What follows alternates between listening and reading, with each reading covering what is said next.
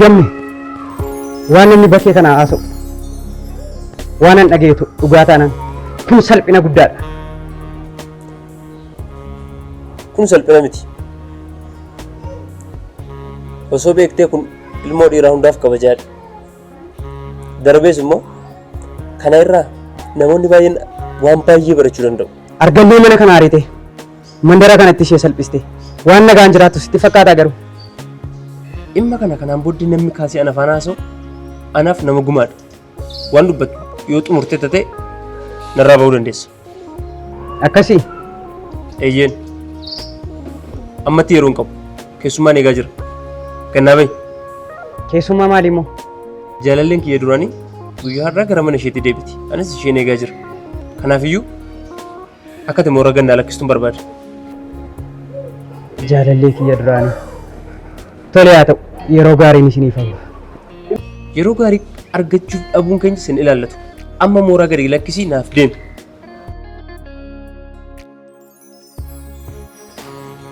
Maal munuu addi bulu? Wanti hunduu jijjiiramee jira. Dogongoroo tokko irraas waa hedduu baradheetan jira.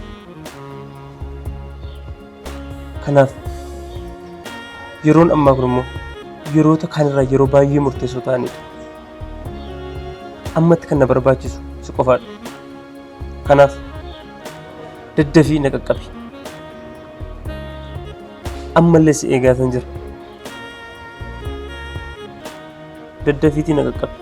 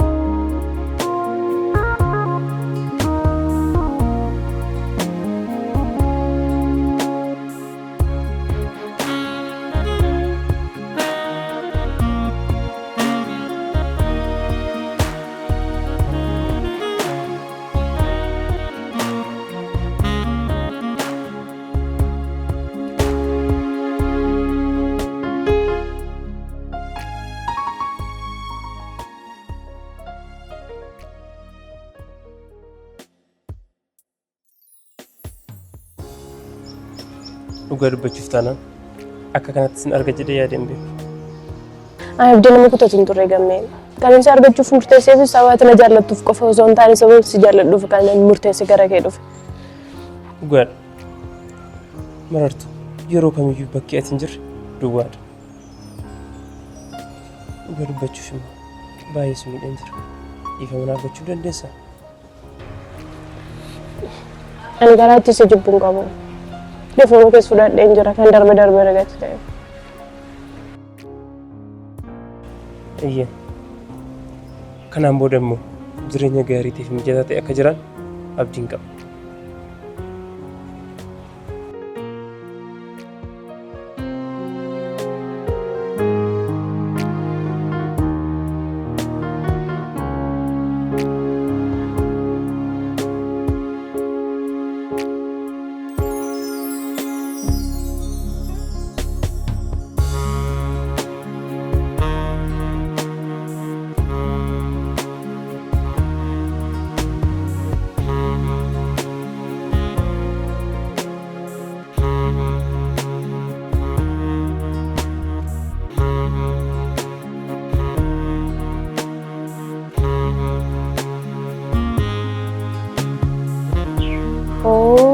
Gam baay'ee jijjiiramtee jirta dhugaa rabbii.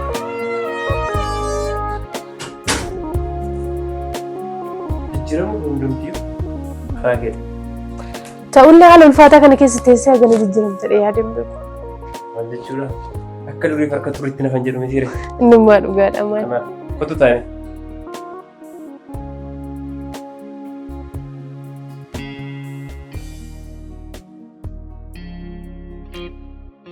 Gam. Ani sababa kee nama maatii kiyyaan adda bahee jiraachaa jirudha. Sababa kee nama galfata maatii kiyyaa nyaateef.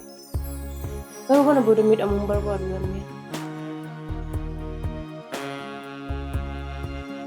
Marartu. Kanaan booddee waa'ee miidhama kee yaaddesuu hin taane akkamitti akka jireenya gaarii jiran yaaduutu irra jira.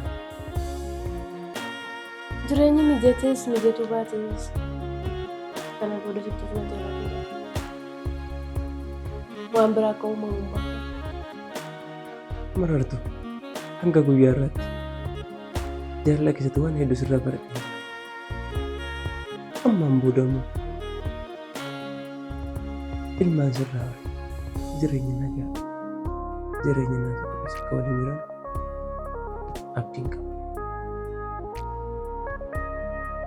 Akka afaan kennuuf haa godhu jedhu. Akkasii wayyu.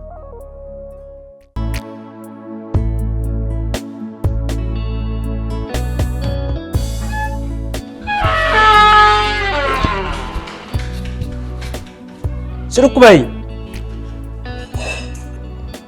Fayyaa kootti galata waaqa. Maaltu seefire? Maal gochaaf deebitee dhufte qe'ee kana? Yoo tole jette haadha manaa kee lammaffaa akkana godhattuuf hin dhufe. Akkan jedhu barbaadde. Arganne. Uumaa kee furratti sodaadhu mooraa kana gannaaf bahe. Uffata kiyya fudhachuuf hin dhufe. Siif waan hin dhufe sitti hin fakkaati. Guyyaa biraa fudhatta. Amma mooraa kana gafnaan lakkisinaaf bahe. Ammoo fudhattee adeemte. Kootitti fudhadhu deema.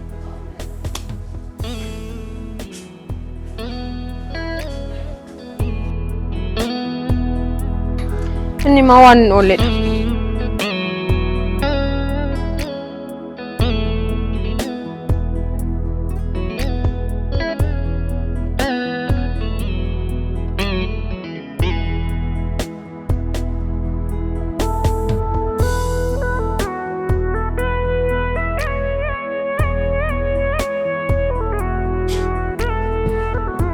Maalin argaa jira gamme? Akkas akka ta'e hin beeku tureem. Maaltu ta'aa jira ammas? Marartu uffata ishee fudhachuuf deemte ta'uu mala. Haala kanaan immoo waa waliin jiran natti hin fakkaatu. Marartu kun seenaa darbeedha beeki. Ani amma jireenya haaraa eegaleen jira. Atis immoo beekta kana. Ani amma jireenya haaraa eegaleen jira. Maaliif akkas taate? Maaliif na hubattu?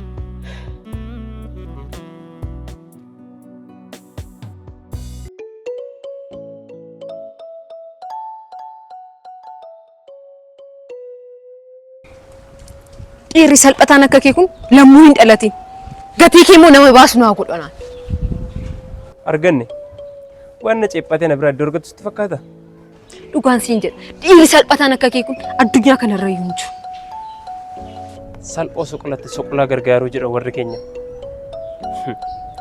Kanaan booda maal akkas gargaaruu barbaaddatama? Kana booda waan na gargaartu tokko iyyuu hin qabdu. Qabeenya kiyya qofa sirkaan barbaada. Qabeenya gaafa jettu Siif galeera. homaa tokko iyyuu hin qabdu na biraa. Gaafa gara kiyya dhuftes hudduu kee leexaa fiigaa dhufte. Ammas akkasuma kana beekachuu qabda. Ammaan booda immoo ija kiyyaan si arguutu iyyuu hin barbaadu. Miidhama hedduu darbeen as ga'eera. Jechi kee har'aa kun waan mogolee na laaffisu sitti hin fakkaatin. Garuu qabeenya koo funyaan kee irra dhaabbadhee fudhadha. Qabeenya itti dhaadhattuuf kun abbaa qaba. Wanti ati beekuu qabdu kan tokko. Kanaaf homaa tokko wanta na biraa qabdu tokko hin qabdu. Kana of amansiisii ofitti himi.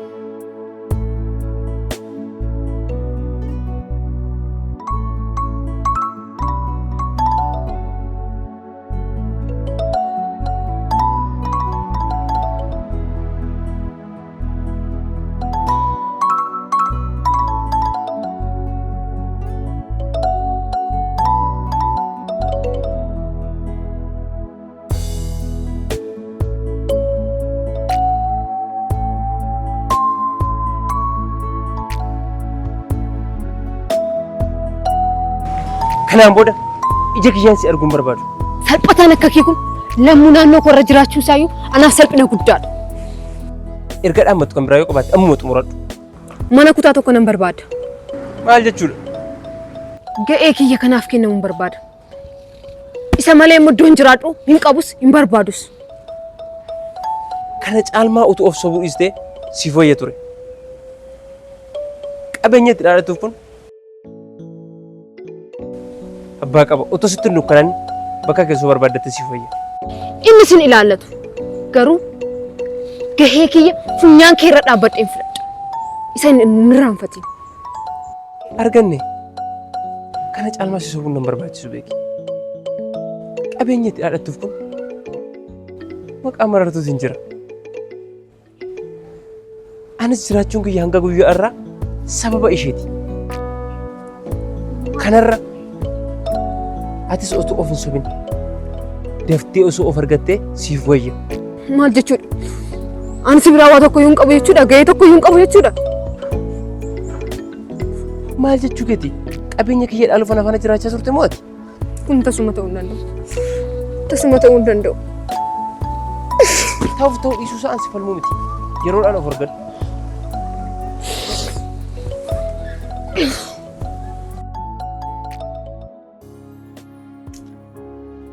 Misirroo jechaa guddannee misirrummaa malee hafnee waaqayyoo isa godha. Maal jechaa jirta? Ijoollummaa kee yaadachuudha moo misirrummaa isaa amma keessa jirtu kana jirta? Amma? Eeyyee kaa. Erga dhuftee torban tokkoon guutu. Maal jechuu kee? Misirrummaan ati barteef misirrummaan ani beekuu gargareedha natti fakkaata. Maal jechuudha? Akkan beekutti misirrummaan jechuun kan yeroo dhiyoo heerumtee mana dhaabbatte jechuudha. Akkan beekutti akkas. Akka ani beekutti immoo kan mana naqatamtee kennamteedha misirrooti. Mana naqatamtee kennamuun barbaadda jechuudha. Akkas ture. Anatti sin cimu kun gochuu hin danda'a. Ati hin qoosti gammee otoo jennu dhimmi maatii kiyya baay'ee na yaachisaa jira maal akka godhu. Dhugaadha. Anaan illee na yaachisaa ture. Yeroo dhiyootti wantoota barbaachisan hunduma isaa guunnee akka dhannoo abdiin qaba. Isa ammas dhaguun salphaa dabara. Garuu abbaan kiyya dhiifama naa godhaadha. Kun salphaadha. Jaarsa biyyaa ergina. Jaarsa biyya jalaa immoo namni jiru takka iyyuu hin jiru. Nutis immoo waan barbaachisu hunduma isaa guunnee deemuu dandeenya. Gammeessiifan malee waan siin galle tokkotu jira bara. Gaafa biyya kanaa deemu abbaa kiyyaaf waadaa galee ture. Garuu amma gochuuf hin dandeenye waan tokko iyyuu. Amma sin gootaafi. Rakkoon kun. Maaliin? Ofii koo gurguree moo? Of gurguruu?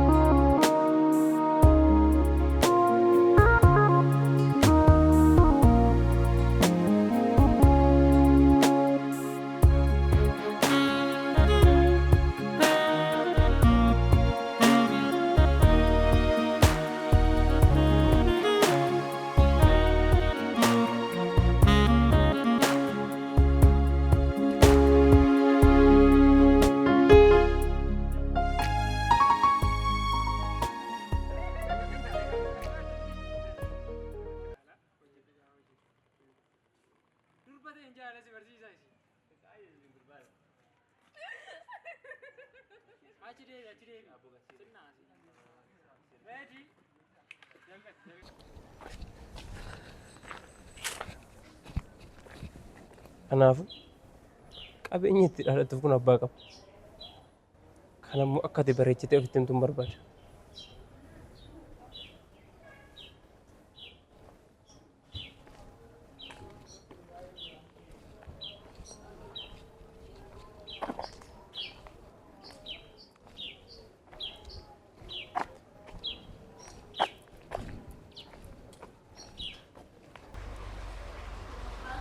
Dhugaa dubbachuuf taana akka kanatti sin arga jedhee yaadeen beeku.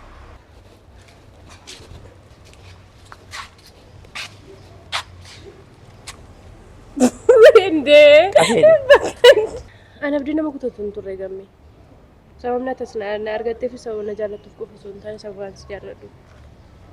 Kanaafis argachuuf murteessee dhufe gamme. Maraartu.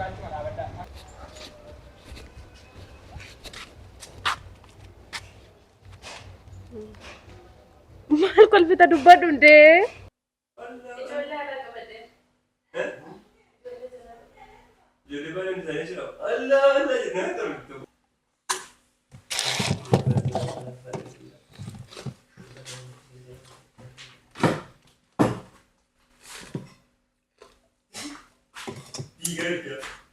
Bakka? Hafuuftu dhaggeeffadhu. Amma mana eenyu wajjin bultati? Waliin bulti. Obboleessa kee wajjin bulti yookiin immoo obboleettii kee yookiin immoo maatii keessatti tokko wajjin bultati? Kophaan mul'ata. Inni raafuu jedhama. Inni raafuu jedhama. Ciisu jedhama. Garuu inni immoo abbaa manaa fi hojjechuudhaan garaa eeggata wajjin. Amma fakkeenyaaf mana keessanitti maal gosa irribaa kaatee ganama galgala erga irbaatee nyaatanii booddee